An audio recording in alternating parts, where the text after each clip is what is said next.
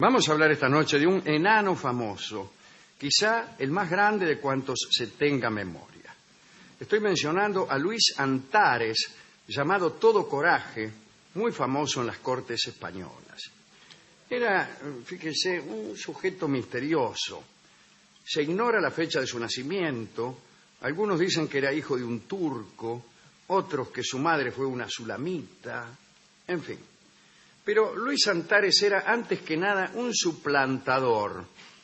Andaba por todas las cortes de Europa, haciéndose pasar por el enano más famoso de cuanto se hubiera tenido noticias en la corte que a la sazón visitaba. Expliquemos esto. El tipo llegaba a un lugar y preguntaba: a ver, ¿qué enano es muy conocido aquí? No que viviera ahí, que fuera muy mentado, que tuviera una gran reputación, pero que fuera de otro lado. Y entonces se hacía pasar por ese enano. Recordemos que estábamos en una época en la cual esto era sencillo. Aquí en este tiempo que nos toca vivir, pues por culpa de la televisión, de las revistas... Con Google. Bueno, entonces los artistas, los toreros y los peluqueros son reconocibles. Usted no puede hacerse pasar por un peluquero famoso. No. Pongamos por caso... Sí. ¿Qué noche, Tete? Claro. No, porque ya todos lo conocen. No. Bueno, no solo para la gente famosa era... quiero decir que no había cédula de identidad tampoco. No, nada, uno podía decir soy el emperador. Claro, ni DNI, ni ADN, ni fotografías, ni impresiones digitales, ni cosa que se le pareciera. El caso es que Antares llegaba a una ciudad, averiguaba qué enano era famoso y decía: soy yo. No lo hacía de modo muy directo. Tomaba como propia la identidad del que quería suplantar y también la reputación. Se ufanaba de las proezas ajenas como si fueran propias. Pero para lograrlo no eludía ningún riesgo. Por ejemplo, si se enteraba que un tipo era famoso por ser malabarista, se adiestraba en el malabarismo. Si otro era equilibrista, pues hacía equilibrio.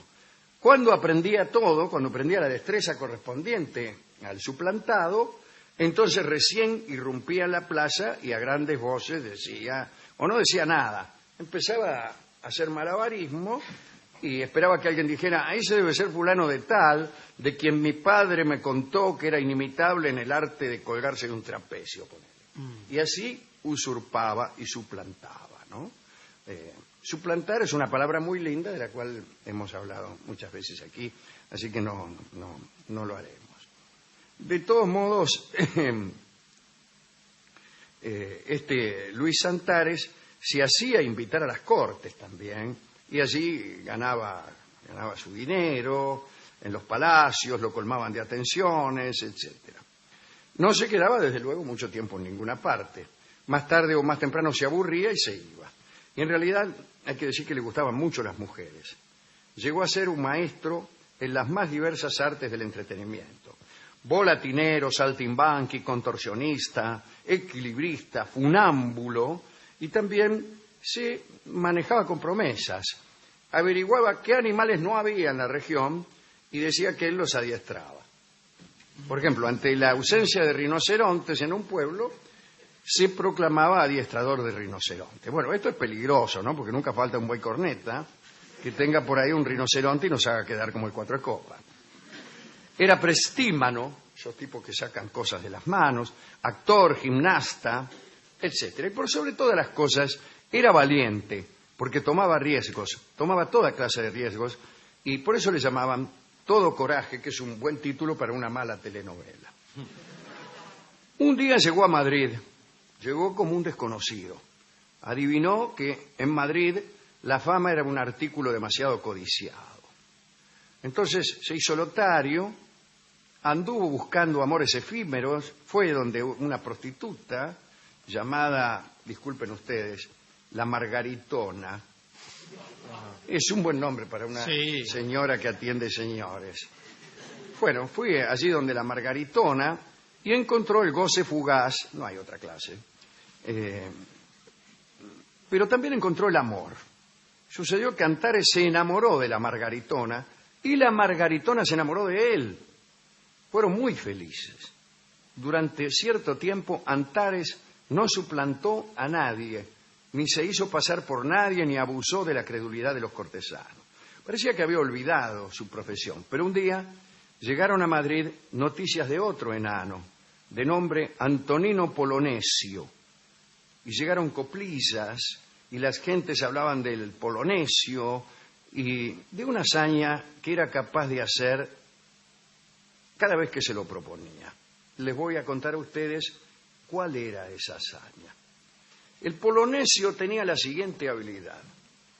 Allí donde se celebraba una corrida de toros, el tipo se hacía enterrar bajo la arena y permanecía bajo tierra hasta tanto terminara la fiesta. Una vez terminada la corrida, se hacía desenterrar, lo sacaban al Polonesio y el tipo no solo salía vivito y coleando, sino que era capaz de contar con lujo de detalles todo aquello que había sucedido durante la fiesta y responder cualquier clase de pregunta acerca de detalles del asunto. Muy bien. Antares se enteró y le empezó a picar aquella obsesión que tenía él por reemplazar a los que parecían irreemplazables. Y dijo, qué buena ocasión para hacerme pasar por el Polonesio. Y un día desapareció. La Margaritona preguntó por él y Antares no estaba. No estaba. Hasta que un día alguien anunció que había una corrida de toros y que Antonino Polonesio iba a ser enterrado en la arena, o en la tierra, bajo la cual iba a permanecer todo el tiempo que la corrida durase. Se hizo la corrida, terminó la corrida y al final lo desenterraron a Antares. Era Antares. Era Antares que había tomado un color azul espantoso y que estaba más muerto que una rata. Se murió Antares.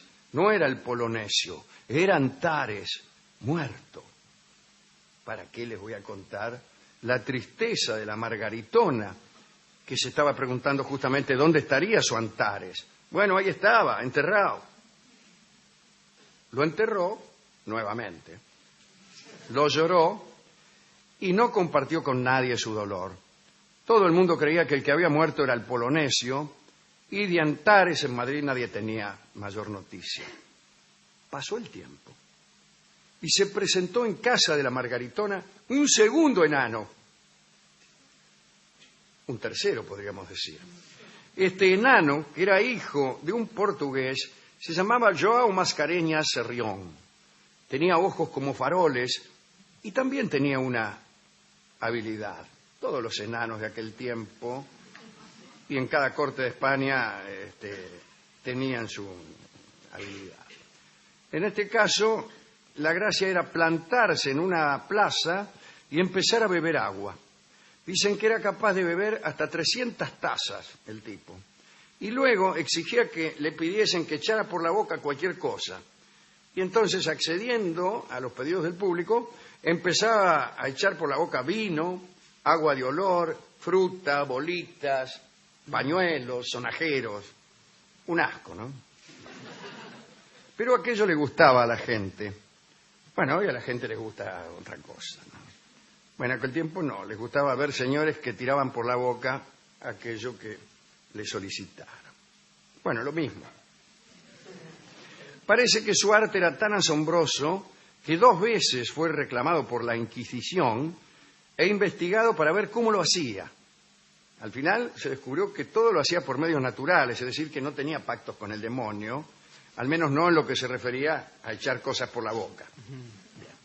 Felipe IV lo llamó al buen retiro y allí estuvo hasta que se aburrió y se fue. Ávido él también de cortesanas, me refiero a João Mascarenhas. Y allí, en esa avidez de amor efímero, es que conoció a quién, a la Margaritona. Pero sucedía algo más con este João Mascarenhas. Él andaba en busca de un amigo, andaba preguntando por un amigo del que nadie tenía noticias. Se encontró con la Margaritona, le habló del amigo, ella le habló de su amante muerto y resultó ser que eran la misma persona. De allí le queda a la Margaritona una especie de cariño por los enanos, y casi todos los que venían a Madrid contaban con el aprecio de esta mujer, que fue para ellos, para los enanos, ¿no? Madre, hermana, confidente y amante.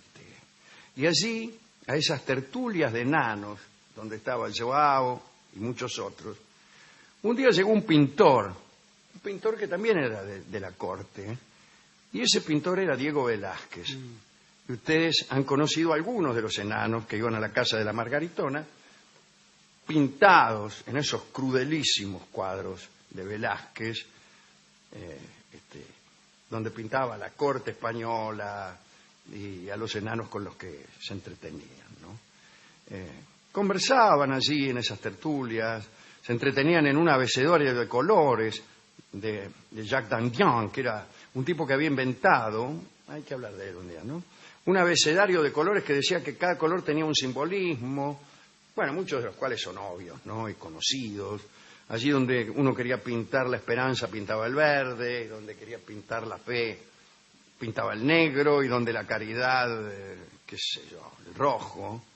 Bueno, hablaban de los espejos, como a Borges, mucho después, a ellos les parecían abominables los espejos. Y hablaban de un espejo hechizado que parece que había en la corte de Felipe IV, que fue descubierto por Joao Mascareñas, que dice que un día se miró en ese espejo y descubrió algo malo. Y el propio Velázquez sacó ese espejo y lo tiró al río, ¿no? Bueno, Velázquez aprendió muchas cosas del mundo de los enanos en aquellas tertulias de la Margaritona y luego convirtió eso en arte mayor. Esa es la pequeña historia de Antares, el suplantador, y de Joao Mascareñas, el hombre que era capaz de arrojar cualquier cosa por la boca, ¿no? Siempre el artista menor puede tener la capacidad de estimular a artistas mayores, como en este caso ocurrido. Siempre hay en los compositores de coplas algo que inspira y que motiva a los artistas superiores.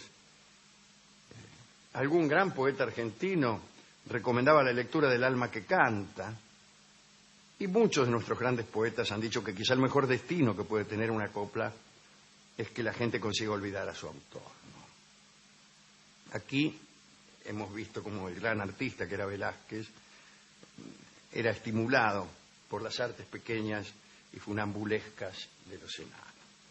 Es una linda historia. Qué buena historia. Una linda historia. Sobre todo la de Antares, ¿no? Es un impostor casi de sí mismo. Sí, pero además un impostor trabajoso. Esmerado. Y que no eludía la tarea de suplantaba bien. Así que voy a suplantar a un gran pianista. Bueno, aprendo a tocar el piano. ¿Y no aparecía nunca el suplantado? Casi no. Como se ha visto aquí, el tipo me imagino que tendría cuidado, ¿no? Claro. De asegurarse por dónde andaba el suplantado, ¿no? Merced esta historia, que la conozco desde hace mucho tiempo, yo escribí un pequeño cuento que forma parte, creo, de Bar del Infierno, y que es El payador Julián Maidana, que es un payador que en realidad es varios payadores. Un payador que se anunciaba por todos los pueblos de la provincia de Buenos Aires y de la Argentina, y que como era muy solicitado, empezó a mandar a otros payadores amigos en lugar de él, llamándose también Julián Maidana, y entonces aparecían distintas descripciones de Maidana. Claro. Uno lo hacían rubio y alto, los otros petizo, y llegó a haber 4 Maidana. Y al final, el colofón del cuento es que después de todo, ¿qué importaba? Cuántos fueran los Maidana. Da lo mismo si era Antares o si era el Polonesio o cualquier otro. Da lo mismo si somos nosotros o si son aquellos que nos van a suplantar después de que termine el año. Sí. Da lo mismo. Da lo mismo visto desde la lejanía de los Diego Velázquez. Señores, el discotecario escuchó esta historia, no sin algún estupor, y dijo que él en realidad no era el discotecario, ¿Cómo porque que el no? discotecario se había ido a la fiesta de Radio Nacional donde le habían asegurado que se iba a sacar una pelota de goma.